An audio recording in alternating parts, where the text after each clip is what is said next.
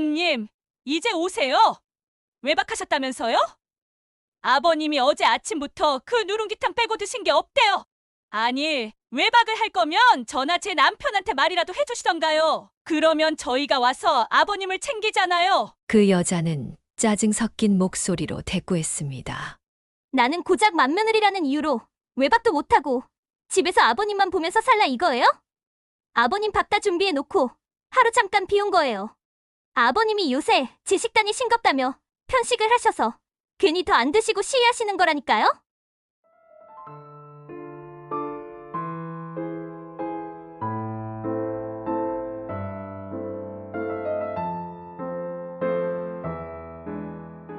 오늘의 사연은 젊어서 뼈 빠지게 일에 자식을 키웠지만 결국 자식들에게 무시를 당한 할아버지의 사연입니다.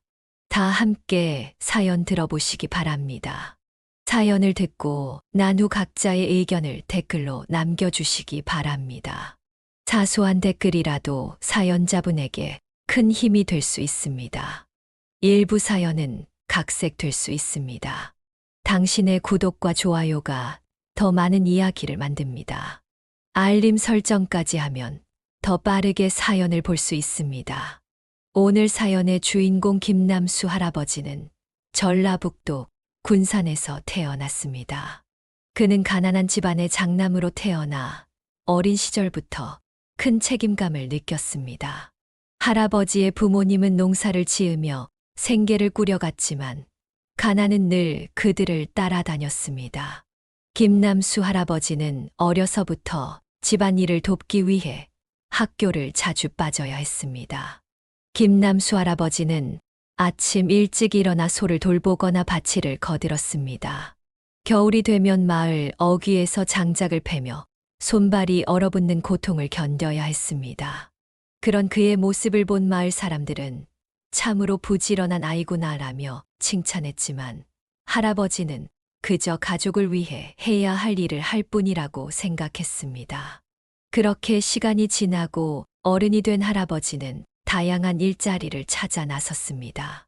그는 건설 현장에서 벽돌을 나르고 원양어선에 올라 험한 바다에서 물고기를 잡았으며 공장에서 기계 소리에 귀가 멀 정도로 일했습니다. 이런 고된 노동 속에서도 그는 항상 여동생들을 생각하며 힘을 냈습니다. 남수는 여동생들이 시집을 가야 할 때가 되자 더욱 열심히 일했습니다. 그는 부족한 돈을 마련하기 위해 밤낮으로 일했고 자신의 모든 것을 희생하며 여동생들이 좋은 가정으로 시집 갈 수 있도록 도왔습니다. 그런 그의 헌신 덕분에 여동생들은 행복한 가정을 꾸릴 수 있었습니다. 그렇게 혼기를 놓친 할아버지 30대 중반이 돼서야 마을에서 한 여자를 만났습니다. 그녀는 할아버지와 마찬가지로 어려운 환경에서 자랐지만 밝고 긍정적인 성격을 가지고 있었습니다. 두 사람은 서로의 고충을 이해하며 빠르게 가까워졌습니다. 김남수 할아버지는 그녀와 함께 있을 때마다 새로운 희망을 느꼈습니다. 할아버지 그녀에게 자신의 이야기를 들려주었습니다. 나는 어려서부터 가족을 위해 살았어. 이제는 당신과 함께 새로운 삶을 시작하고 싶어. 할아버지는 할머니에게 청혼을 했고 곧 둘은 결혼을 했습니다. 할아버지는 그런 할머니와 결혼하여 행복한 가정을 꾸렸습니다. 그들은 서로를 아끼며 매일같이 소소한 행복을 누렸습니다. 그들의 사랑은 날이 갈수록 깊어졌고 그 결실로 두 아들이 태어났습니다. 첫째 아들은 성격이 차분하고 신중했습니다. 그는 항상 주변 사람들을 배려하며 가족을 위해 희생하는 할아버지의 모습을 닮아갔습니다. 어려서부터 혼자 있는 것을 좋아했습니다. 반면 둘째 아들은 활발하고 외향적이었습니다. 그는 모험심이 강하고 언제나 새로운 것을 시도하는 것을 즐겼습니다. 두 아들은 성격이 달라 자주 티격태격 싸우기도 했습니다. 어느 날 형이 조용히 공부하고 있을 때 동생이 장난을 치며 방해했습니다. 형, 그만 좀 공부하고 나랑 놀자. 동생이 웃으며 말했습니다. 형은 짜증이 나서 너는 왜 항상 이렇게 시끄러워? 난 집중해야 해. 라고 소리쳤습니다. 두 사람은 잠시 언성을 높였지만 결국 동생이 미안해하며 사과했습니다. 하지만 그들은 위기가 닥치면 언제나 힘을 모아 서로를 도왔습니다. 한 번은 집에 큰 폭우가 내려 마당이 물에 잠길 위기에 처했습니다. 할아버지는 마당에 쌓인 물을 빼내기 위해 애쓰고 있었지만 혼자서 감당하기엔 너무 힘들었습니다. 그때 두 아들이 나섰습니다. 형, 마당에 물차 얼른 나와봐. 동생이 외쳤습니다. 형은 곧바로 뛰어나왔고 두 아들은 힘을 합쳐 물을 퍼내기 시작했고 결국 마당을 깨끗하게 만들었습니다. 할아버지는 그 모습을 보고 뿌듯해 했습니다. 이렇게 할아버지와 할머니 그리고 두 아들은 서로 도우며 행복하게 살아갔습니다. 비록 때때로 갈등이 있었지만 그들은 언제나 서로를 아끼고 지지했습니다. 할아버지는 이제 자신이 쌓아온 가족의 사랑과 우애를 보며 큰 만족감을 느꼈습니다. 시간이 흘러 두 아들은 성인이 되었습니다. 첫째 아들은 군대에 갔다 와 다시 학교로 복학하는 대학생이었고, 둘째 아들은 군대에 가기 전 다양한 경험을 쌓으며 활발히 살아가고 있었습니다. 하지만 행복한 나날들 속에 불행이 갑자기 찾아왔습니다.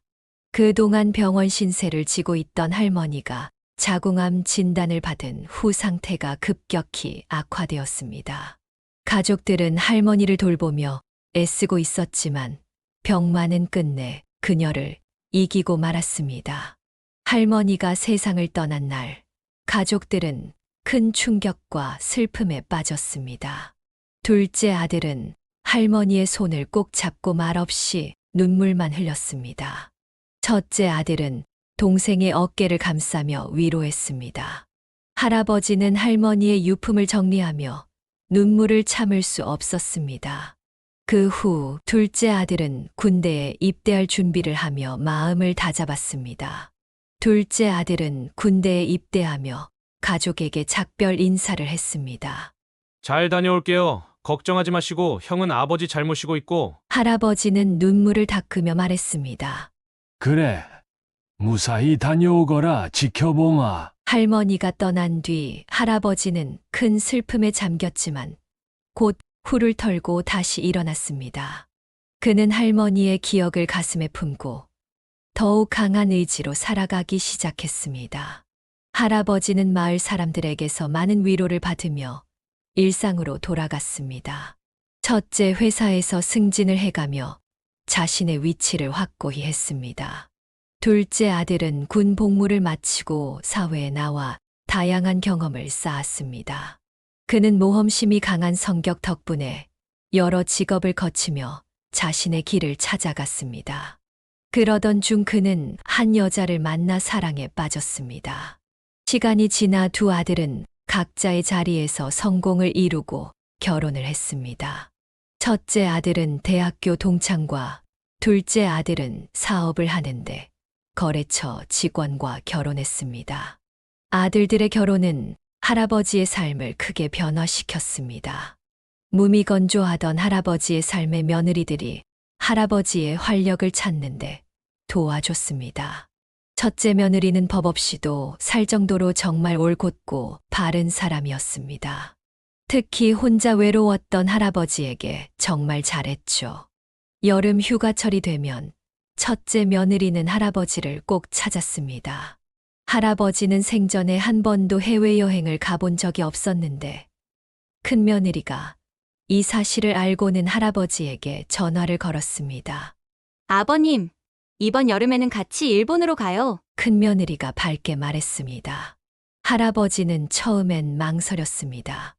여행이라니, 내가 뭘 알겠니? 그냥 너희 둘이 다녀와. 그러나 큰 며느리는 할아버지를 안심시키며 계속 설득했습니다.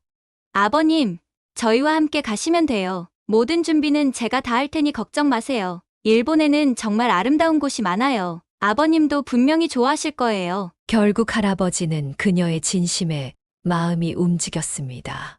그래, 내가 그렇게 말하니 한번 가보자. 아들에게는 한 번도 받아보지 못한 대접을 며느리에게 받은 할아버지는 뿌듯했습니다. 그렇게 할아버지와 첫째, 아들 부부는 일본으로 떠났습니다. 할아버지는 비행기를 타는 것조차 처음이었지만 며느리의 배려로 긴장도 풀렸습니다. 일본의 경치와 문화는 할아버지에게 신선한 충격을 안겼습니다. 그들은 교토의 고즈넉한 절과 정원을 둘러보고 오사카의 활기찬 거리에서 맛있는 음식을 먹으며 추억을 쌓았습니다. 한 번은 교토의 한 정원에서 할아버지가 감탄하며 말했습니다. 여기 정말 아름답구나. 이런 곳을 너희 시어머니도 봤다면 참 좋아했을 텐데. 큰며느리는 할아버지의 손을 꼭 잡고 따뜻하게 말했습니다. 어머니도 분명 여기서 우리를 지켜보고 계실 거예요, 아버님. 여행을 마치고 돌아온 후 할아버지는 한층 더 활기찬 모습으로 돌아왔습니다. 그는 며느리들에게 감사의 마음을 전하며 너희 덕분에 내 삶이 이렇게 바뀌는구나. 정말 고맙다. 할아버지에게 지극정성인 것은 큰며느리뿐만이 아니었습니다. 작은 며느리도 할아버지를 위한 일이라면 발벗고 나섰습니다. 그녀는 며느리 도리를 다해야 한다며 한 달에 한 번은 꼭 큰 집에 들렸습니다. 요즘 젊은 여자들과는 반대로 오히려 며느리가 큰 집에 반찬을 가지고 갔습니다. 그리고 할아버지가 병원에 가야 할 때는 앞장서서 함께 했습니다. 어느 날 작은 며느리가 할아버지를 모시고 병원에서 돌아온 후 작은 아들은 궁금증을 참지 못하고 아내에게 물었습니다. 자기, 우리 아버지에게 왜 이렇게 잘해? 아들인 나보다 형보다 우리 집은 며느리들이 더 잘하는 것 같아. 작은 며느리는 잠시 생각에 잠겼다가 미소를 지으며 대답했습니다. 아버지가 일찍 돌아가셨어. 아버님을 보면 꼭 우리 아버지를 보는 것 같아서 마음이 더 쓰이네. 내가 할 수 있는 한 최선을 다해 도와드리고 싶어. 작은 아들은 아내의 진심 어린 말을 듣고 감동했습니다. 자기가 그렇게 생각해줘서 정말 고마워. 아버지가 무뚝뚝해서 표현은 못하지만 분명히 고마워하실 거야. 그 후로 작은 며느리는 더더욱 할아버지에게 신경을 썼습니다. 그녀는 할아버지의 건강 상태를 꼼꼼히 체크하고 약속된 병원 진료 일정을 챙기며 할아버지가 필요로 하는 모든 것을 준비했습니다. 할아버지는 작은 며느리의 지극정성에 고마움을 느끼며 내가 아들 복은 없어도 며느리 복은 넘치는구나. 라고 웃으며 말했습니다. 그렇게 행복할 것 같던 말년의 김남수 할아버지에게도 큰 슬픔은 불현듯 찾아왔습니다. 김남수 할아버지의 말년은 두 아들 부부와 함께하는 행복한 시간들로 가득할 것만 같았습니다. 하지만 큰며느리가 결혼한 지 3년 만에 음주운전 뺑소니 사고로 인해 목숨을 잃은 것입니다. 그날 큰며느리는 평소와 다름없이 노숙자분들을 대상으로 무료 급식 봉사활동을 하고 집으로 돌아오는 길이었습니다. 그녀의 죽음이 더욱 안타깝고 할아버지의 가슴을 먹먹하게 했던 것은 그녀가 이렇게 선행을 베풀던 중 참변을 당했다는 사실이었습니다. 음주운전 사고를 낸 가해자는 사고를 내자마자 현장을 벗어나 도망갔습니다.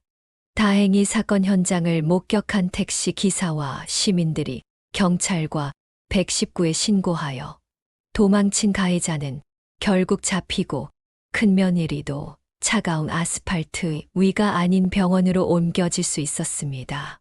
그러나 큰며느리는 끝내 눈을 뜨지 못했습니다. 큰아들은 병원에서 하염없이 울며 말했습니다. 오늘은 가지 말라고. 추우니까 그냥 집에 있자고 할 걸. 내가 말릴 걸. 미안해, 문정아. 이안에 제발 한 번만 눈 좀 떠줘. 너 이렇게 가면 나 정말 어떻게 살아야 해. 할아버지도 사고 날 생채기가 남은 며느리의 피부를 떨리는 손으로 쓸며 일어나 봐라, 문정아, 문정아. 하고 하염없이 큰며느리를 불렀습니다. 하지만 큰며느리는 다시 눈을 뜨지 못했습니다. 큰며느리의 죽음은 가족 모두에게 큰 충격이었습니다.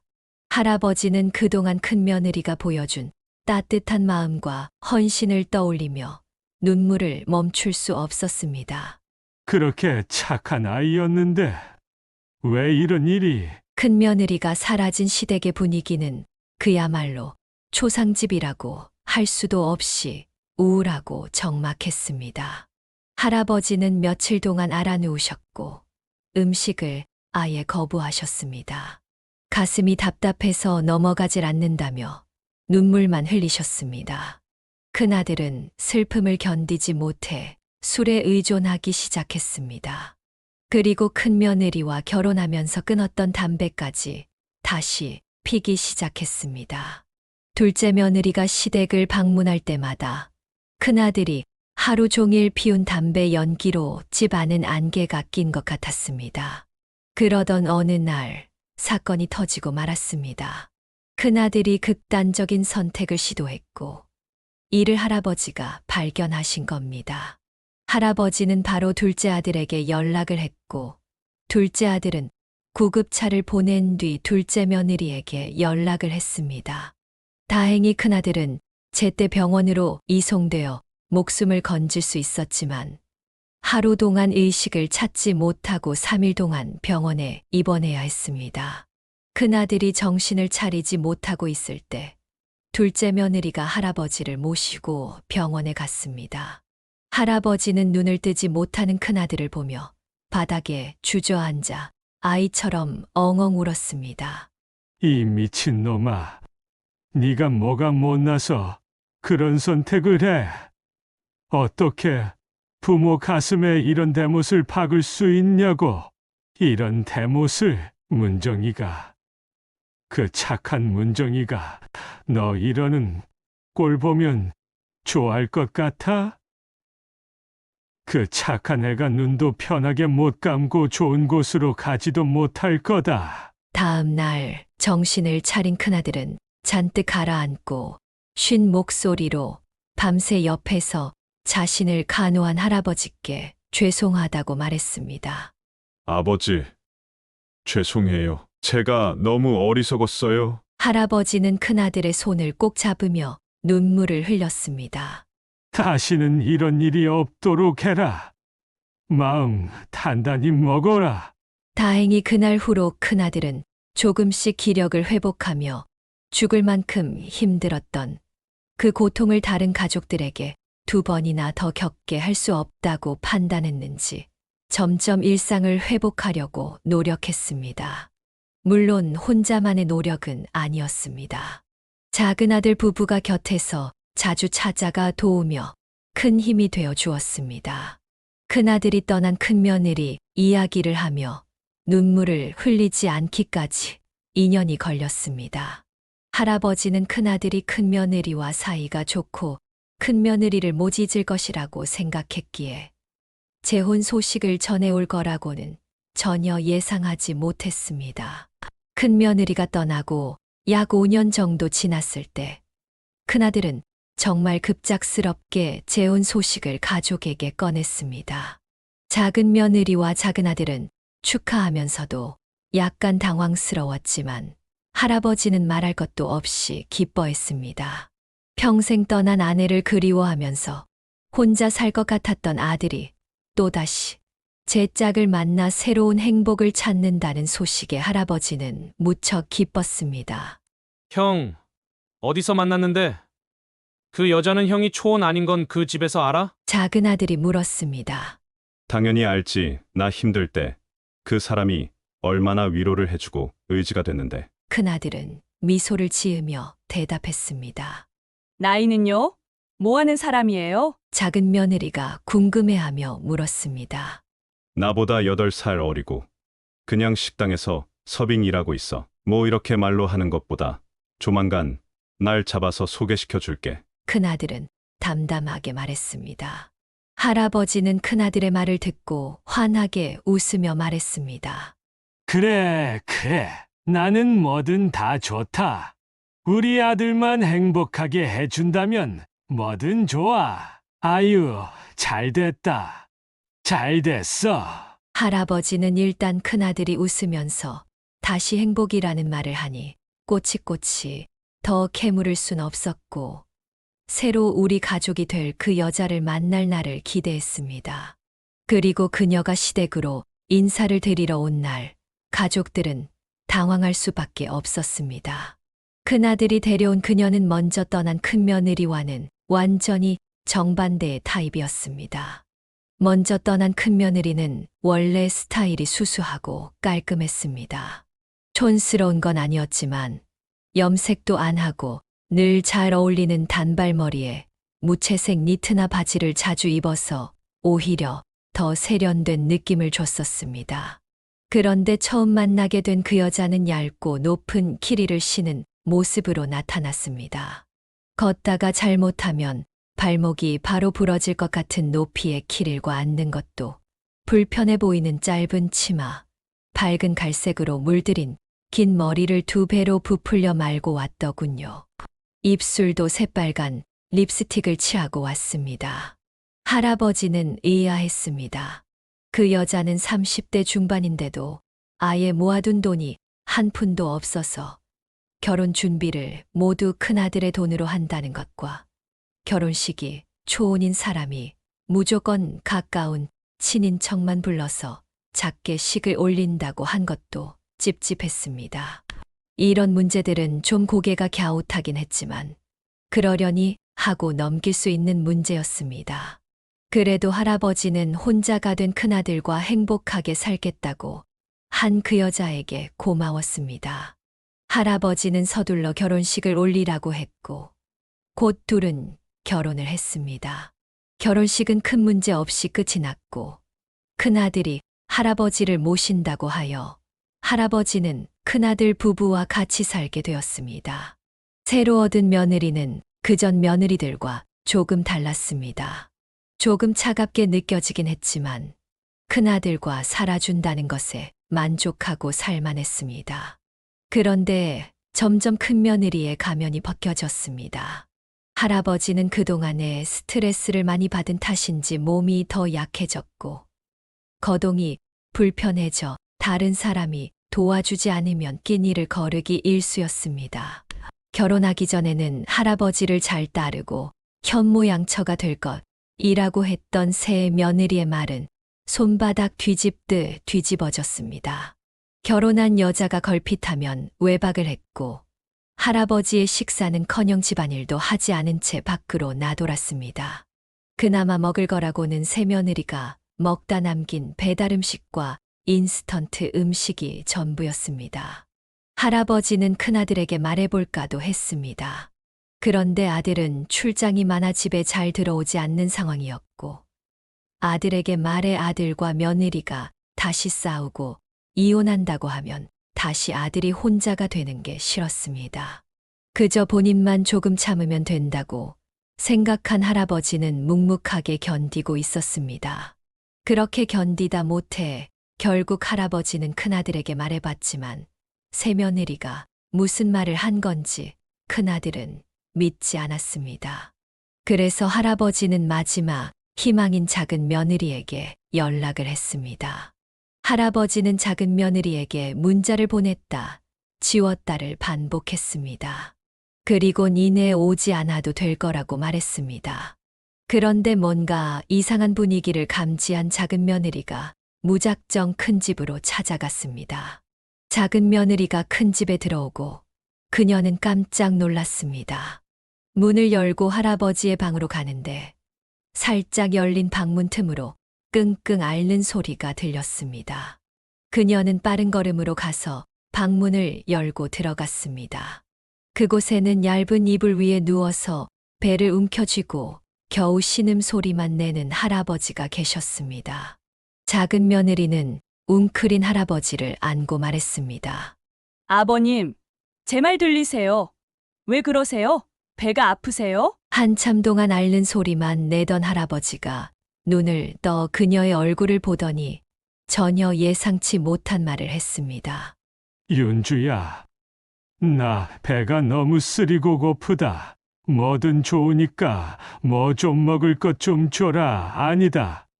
윤주야, 나 좀 데려가라. 나 좀 데려가서 같이 살아. 그녀는 충격을 받았습니다. 최소한 맹장염이나 위경련이라고 생각했는데 할아버지가 배가 고프다고 알아 누워 있었다니요. 분명 열흘 전에 시댁에 왔을 때는 이 정도가 아니었는데 할아버지는 눈에 띄게 살이 빠져 있었고 심지어 몸을 만져보니 근육도 상당히 빠져 있는 것 같았습니다. 작은 며느리는 황당함과 충격을 숨기지 못하고 할아버지께 물었습니다. 아버님 식사 언제 하셨어요? 할아버지는 힘겹게 대답했습니다. 기억이 안 난다, 윤주야. 뭐 먹은 지가 오래된 것 같아. 할아버지는 다 마른 입술을 겨우 움직여서 어제 아침에 누룽지탕을 드신 게 전부라고 말했습니다. 할아버지는 한쪽 다리가 불편하시긴 해도 지팡이 없이 조금은 보행이 가능하신 분이었지만 밥을 못 먹은 탓인지 근육이 빠진 탓인지 아예 거동도 못하고 줄인 배를 부여잡고 바닥을 기어다니고 있었습니다. 작은 며느리는 할아버지를 제대로 눕히고 나서 물었습니다. 아버님 평소에도 이러세요? 원래 그 여자가 이렇게 아버님만 두고 외박을 하나요? 할아버지는 한참을 가만히 계시다가 몇 번 입술을 달싹거리셨습니다. 그때 현관문 열리는 소리가 들리더니 그 여자가 집에 들어왔습니다. 그녀는 거실을 가로질러 가다가 문이 열린 방으로 작은 며느리를 보더니 이내 표정을 굳히며 말했습니다. 뭐야? 동서 또 왔어요? 작은 며느리는 차분하지만 단호하게 대답했습니다. 형님, 이제 오세요. 외박하셨다면서요? 아버님이 어제 아침부터 그 누룽지탕 빼고 드신 게 없대요. 아니, 외박을 할 거면 저나 제 남편한테 말이라도 해주시던가요. 그러면 저희가 와서 아버님을 챙기잖아요. 그 여자는 짜증 섞인 목소리로 대꾸했습니다. 나는 고작 맏며느리라는 이유로 외박도 못하고 집에서 아버님만 보면서 살라 이거예요? 아버님 밥 다 준비해놓고 하루 잠깐 비운 거예요.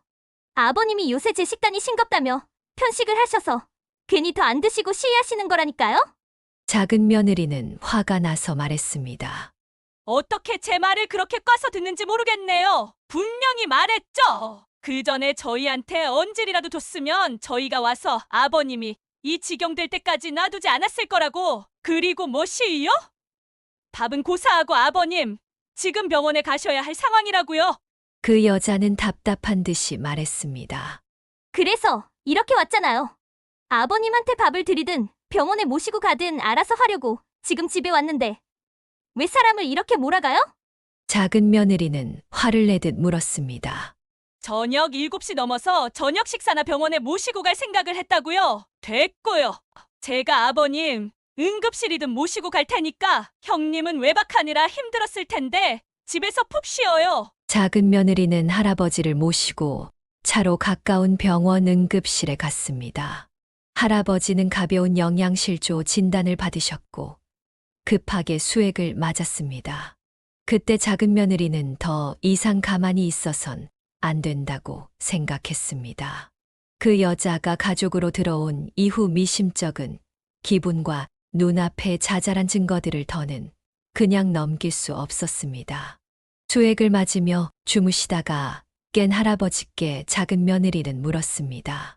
형님이 언제 외출을 나가고 평소에 나가면 몇 시에 나가서 몇 시에 들어오세요? 할아버지는 그 여자가 거의 매일 외출을 하는데 오후 5시에 나가서 7시에 들어올 때가 가장 많다고 하셨습니다. 작은 며느리는 왜? 좀 더 빨리 형님이 저러는 거 말씀 안 하셨어요? 라고 물었습니다. 할아버지는 다 기어들어가는 목소리로 대답했습니다. 큰아들도 안 믿어줬는데 너나 작은애도 안 믿어줄 것 같았다. 내가 오만했었지. 빨리 너에게 연락할 걸 그랬다. 그녀는 작전을 세웠습니다. 며칠 뒤 그녀는 새며느리가 없는 시간에 맞춰 시댁으로 찾아갔습니다. 인터넷으로 산 소형 카메라를 들고 말이죠. 그녀는 할아버지를 지키기 위해 필요한 모든 증거를 모으기로 결심했습니다. 이제 더 이상 누구도 의심하지 않을 증거를 확보하고 할아버지를 안전하게 보호할 방법을 찾아야 했습니다. 작은 며느리는 할아버지의 방과 거실 등 집 안 곳곳에 카메라를 설치하며 조용히 움직였습니다. 그리고 그날 작은 며느리는 TV가 놓인 서랍장 위에 카메라를 안 보이게 숨기고 할아버지의 식사를 챙겨드린 뒤 집으로 돌아갔습니다. 며칠 뒤 작은 며느리는 다시 그 여자가 없는 틈을 타 시댁으로 갔습니다. 카메라를 회수하고 다시 할아버지와 함께 식사를 한 뒤 집으로 돌아왔습니다. 집으로 돌아와 노트북으로 소형 카메라에 찍힌 영상을 확인했을 때 작은 며느리의 심장은 두근거리는 소리가 귓가에 들릴 정도로 크게 뛰었습니다. 며칠 동안의 영상에서 할아버지는 그 방 안에서 그 여자에게 인간 이하의 대접을 받고 있었습니다. 그 여자는 마치 수용자에게 식사를 주듯 트레이에 밥그릇 하나만 올려서 할아버지에게 식사를 주었습니다. 심지어 그것도 하루에 2번뿐이었습니다. 그 밥그릇 안에 뭐가 들었는지 말하지 않아도 알 수 있었습니다. 누룽지탕이 들어 있었을 겁니다. 할아버지가 식사를 더 달라고 하면 그 여자는 암칼진 목소리로 노인네가 뭘 그렇게 많이 먹는지. 내가 식모살이 하려고 결혼한 줄 아세요? 작작 드세요. 폭언을 퍼부었습니다. 화면에서는 할아버지가 직접 주방으로 가려고 하자 그 여자가 할아버지의 팔뚝을 움켜쥐고 거동도 제대로 못하는 분을 질질 끌고 방 안으로 들어와 바닥에 내팽개쳤습니다. 그리고는 아, 진짜 왜 자꾸 주방에 나와서 일을 만들어요?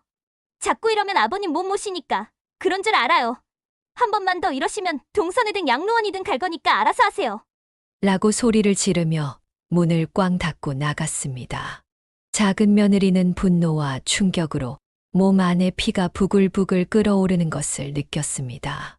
그날 저녁 그녀는 그 증거들을 남편에게 보여주었고 눈이 뒤집힌 남편은 당장 가서 가만히 두지 않겠다고 일어섰습니다. 그러나 작은 며느리는 그런 남편을 붙잡고 말했습니다. 당장 가는 것도 좋지만 차분하게 계획을 세우자. 아버님을 안전하게 보호할 방법을 먼저 생각하고 움직이자. 그리고 마침 큰아들이 출장을 마치고 돌아오는 날, 작은 며느리는 온 가족끼리 저녁을 먹자고 했습니다. 그리고 증거 영상이 담긴 노트북을 공개하려고 기다렸습니다. 작은 며느리는 영상을 보여주고 우리가 시아버지를 모시고 살 것이며 아주버님과도 연을 끊겠다 라고 말하려고 계획하고 있었는데 화가 나서 들어온 작은 아들이 오자마자 그 여자의 뺨을 올려붙였습니다. 할아버지도 놀라서 입을 다물지 못했습니다. 아무것도 모르는 큰아들은 벌떡 일어나 둘째 아들과 그 여자 사이를 막아서며 고함을 질렀습니다. 야, 너 지금 이게 뭐 하는 짓이야? 네가 왜 형수를 때려? 둘째 아들은 차분히 말했습니다. 형은 모르면 가만히 있어. 아니, 형은 모르는 게 죄야. 아무리 출장이 많다고 해도 그렇지 어떻게 집에서 벌어지는 일을 몰라? 큰아들은 그게 무슨 소리냐고? 제정신이냐? 라고 따졌습니다. 작은 며느리는 남편에게 건네받은 노트북을 켜서 큰아들에게 보여주었습니다. 노트북 화면에서는 작은 며느리가 찍은 증거 영상이 나왔고 그 영상을 보던 큰아들의 얼굴은 새파랗게 질리다가 나중에는 시뻘겋게 달아올라 부들부들 떨기 시작했습니다. 큰아들은 뒤에서 본인 얼굴만 감싸고 있던 그 여자의 손목을 잡아 붙들더니 물었습니다. 당신, 이게 다 뭐야? 여기 영상에 나온 게 다 진짜야? 말해. 내가 묻잖아. 내가 집에 없는 사이에 대체 무슨 짓을 저지른 거야? 그 여자는 당황하며 말했습니다. 아, 내가 뭘? 당신 나 못 믿어? 딱 봐도 동서가 나 음해하려고 조작해서 찍은 거잖아. 남편은 분노를 참지 못하고 외쳤습니다. 넌 누굴 바보로 아냐? 이게 어떻게 조작이야? 너 우리 집이 그렇게 우습냐? 큰아들은 충격에 휩싸여 한동안 말을 잇지 못했습니다. 그는 증거 영상을 다시 보면서 손을 부들부들 떨었습니다. 그동안 자신이 몰랐던 진실을 받아들이기 힘들었지만 눈앞의 증거는 너무나도 명확했습니다. 내가 어떻게 나한테 이래? 어떻게 나한테 내 과거 다 잊고 같이 새 출발하자고 결혼해서 사는 나한테 그리고 너 가족으로 품고 누구보다 이뻐한 우리 아버지한테 어떻게 이러냐고. 내가 사람이야. 내가 그러고도 사람이냐고. 그 여자는 어이없다는 표정으로 말했습니다. 내가 뭘 어쨌다고 이래? 이거나! 웃겨 진짜! 내가 같이 살아달라고 했어? 나 이뻐해달라고 했어? 지들이 결혼하자고 같이 살자고 한 주제에 어디서 큰 소리야. 내가 할 만큼 했어. 이 집에서 처박혀서 나 혼자 다리도 못 쓰는 노인네 보면서 시간 낭비했다고. 그런데 그깟밥 몇 번 안 챙겨줬다고. 사람을 이렇게 죄인 취급해? 그때 작은 며느리가 화를 내며 말했습니다. 그래. 그런데 이제 이 집에 너하고 같이 살고 싶은 사람은 없고 너 예뻐해줄 사람도 없어. 그러니까 나가. 그리고 길바닥이든 어디서든 이혼 소장 기다려. 내가 어떻게든 내가 우리 가족 건든 것에 대해 내 인생을 곤죽으로 만들 테니까. 한 차례 폭풍이 지나간 집에서 정신을 차린 큰아들은 고개 숙이고 울고 있는 할아버지에게 다가가 울면서 말했습니다. 왜 말 안 했어요? 왜 이렇게 당하기만 했어요? 큰아들은 애처럼 울었습니다. 작은 며느리가 너무 답답해서 말했습니다. 아주버님이 안 믿으셨다면서요. 아버님이 그러셨어요. 아주버님이 본인 말을 안 믿어줘서 저희한테도 말 안 하셨대요. 어차피 말해봤자 안 믿을 게 뻔하다고요. 제 말을 멍한 얼굴로 듣던 큰아들은 그대로 할아버지 무릎에 고개를 묻고 오열했습니다. 그는 울면서 말했습니다. 정말 몰랐어. 나 하고 있을 때는 나한테도 아버지한테도 잘해서 아버지가 괜한 오해를 하시는 줄 알았어. 그렇게 가족들은 서로를 부둥켜 안고 한동안 말없이 울었습니다. 그 일이 있고 난 뒤 큰아들은 가족들에게 사실을 털어놓았습니다. 큰아들과 그 여자가 만나게 된 것은 바로 술집이었습니다. 그리고 그냥 술집도 아니고 도우미가 나오는 술집에서 만난 도우미가 바로 그 여자였습니다. 큰아들은 울면서 고백했습니다. 나도 솔직히 너무 쪽팔려. 내가 재수 씨 보기도 곧 있으면 태어날 우리 조카 보기도 너무 창피해요. 근데 내가 너무너무 외로웠어요. 너무 외롭고 힘든데 그때 내 손 잡아주고 위로해줬던 게 혜빈이 걔였어요. 누구보다도 가장 따뜻하게 날 안아주는데 내가 어떻게 마음이 안 가요? 그래도 결혼해서 과거 다 잊고 같이 살면 아무 문제 없을 거라고 했는데 내가 등신이지. 내가 등신이야. 둘째 아들이 성질을 내며 말했습니다. 이 한심한 인간아! 고작 외롭다고 술집 여자 만나서 결혼하고 아버지한테 이런 무료 저지를 거면 차라리 확 죽어버려. 남들은 그런 외로움 안 느끼고 사는 줄 알아? 고작 외롭다고 이런 일을 일으켜! 작은 며느리가 분노에 찬 목소리로 말했습니다. 맞아요. 아주버님은 진짜 너무 한심하고 심지어 너무 소원하려고 하네요. 가족들 품은 그렇게 모른 척하더니 고작 달려가서 안긴 품이 술집 여자 품이었다고요. 진짜 너무 실망이네요. 큰아들은 절망에 빠진 목소리로 말했습니다. 맞아요. 재수 씨 말이 다 맞아요. 내가 진짜 죽일 놈이죠. 진짜 나도 내 자신이 너무 한심해서 미쳐버릴 것 같아요. 할아버지는 이렇게 뉘우치는 큰아들이 그래도 대견했습니다. 앞으로 더 이상 이런 실수를 반복하지만 않으면 된다고 생각했습니다. 그 여자는 이혼 소송을 당하고 할아버지께 폭력을 저지른 게 입증되어 위자료나 재산 분할 하나 없이 집에서 맨몸으로 내쫓겨야 했습니다. 가족들은 그 여자를 무일푼으로 쫓아낸 것에 화가 풀리는 듯 했습니다. 그러나 이 사건의 가장 큰 피해자는 바로 할아버지였습니다. 할아버지는 후유증으로 마음의 문을 닫아 싸버렸습니다. 큰아들도 작은아들도 작은 며느리도 각자의 생업이 있었기 때문에 할아버지를 옆에서 모실 수 없었습니다. 그래서 요양보호사를 고용하려고 했습니다. 처음 보는 사람이라 그런지 할아버지께서 좀처럼 마음을 안 여시고 적응을 도무지 못했습니다. 작은 며느리는 어떻게 해서든 할아버지께 맞는 보호사를 찾기 위해 자신의 어머니께 연락을 해서 주변에 가장 추천할 만한 보호사가 없냐고 조언을 구했습니다. 그때 어머니께서 말씀하셨습니다. 왜 멀리서 찾으려고 하니? 나 있잖아, 네 엄마. 물론 사돈어른이 정말 유능하고 누구보다 다정한 요양보호사이긴 했지만 생각도 못 해봤던 제안이었습니다. 작은 며느리는 어머니께 정말 진심이냐고 물었고 사돈어른은 그나마 얼굴을 아는 사람이 옆에 있으면 괜찮을 거라며 일단 며칠만 자신이 가서 할아버지를 돌보겠다고 하셨습니다. 사돈어른이 할아버지의 집에 머무르는 시간이 길어질수록 할아버지께서 점점 기력을 되찾는 모습을 보고 작은 며느리는 놀랐습니다. 할아버지는 식탁에 앉아 스스로 밥을 드시기 시작했습니다. 작은 며느리는 어머니께 비법이 뭐냐고 물었습니다. 어머니는 웃으시며 말씀하셨습니다. 우리 나이대 사람들이 쉴 틈 없이 나눌 얘기가 뭐겠니? 다 자식 얘기지.